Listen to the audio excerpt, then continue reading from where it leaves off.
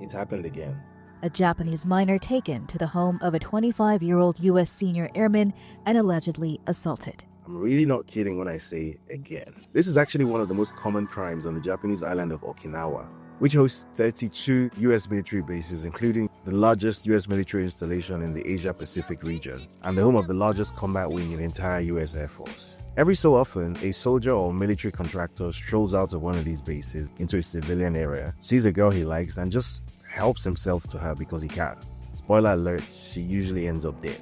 This started happening as far back as the Second World War. During the war, Japanese forces would distribute grenades to Okinawan civilians so that if the resistance was overcome by US forces, they could kill themselves instead of being captured and raped by American soldiers, because apparently that was a thing. And it kept happening after the war, notably starting in 1955, when 2 Okinawan schoolgirls were raped within a week of each other. One of them died. She was 6 years old. In 1995, 3 US servicemen from the Marine Corps and the Navy kidnapped, beat, and gang raped a 12-year-old Okinawan girl, sparking angry protests across the island. In 2016, US Marine veteran Kenneth Gadsden raped a 20-year-old Okinawan woman, Rima Shimabukuro, after which he then strangled her to death because why not? And if 3 extreme examples from a 70-year sample period doesn't sound like a lot, then consider the following statistic. I learned that in the past 30 years, nearly 30 cases of sexual violence have occurred, with about half of them going unreported. Tokyo acknowledged this month there were at least 3 other cases of suspected sexual assault committed by U.S. personnel in Okinawa since last year, adding that they did not lead to indictments. We're not even mentioning the time when the US Air Force had this brilliant idea of parachuting a trailer from a transport aircraft to the ground outside an air base in Okinawa, which was close to a civilian village. And a local 10-year-old girl ended up taking a falling 6-ton trailer to the head. She died, obviously. And here we are discussing yet another rape of an Okinawan civilian by a US soldier. Why does this keep happening?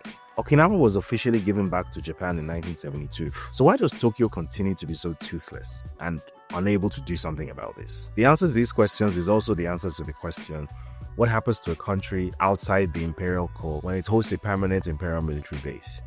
First of all, there's a functional absence of sovereignty. Now, Japan might be sovereign in principle, but in practice, Okinawa remains under de facto US military occupation.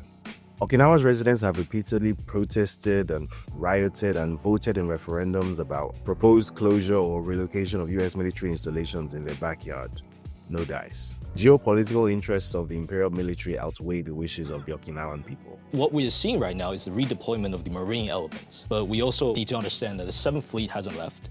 The Kaneda Air Base on Okinawa still has, for example, the 18th U.S. Wing and also the 353rd Special Operations Wing. Second, and perhaps more importantly, there's a net security loss involved in hosting imperial military bases, not a security gain, as the empire would have you think. After decades of acting as a giant, unsinkable aircraft carrier for the US war machine, Okinawa has not only not become a safer place for Okinawans, but it has been positioned without its consent as the spearhead of US military strategy for the entire Asia-Pacific region. And if you're wondering what makes it so strategically important to the empire in that region, then zoom out. Shock, gasp.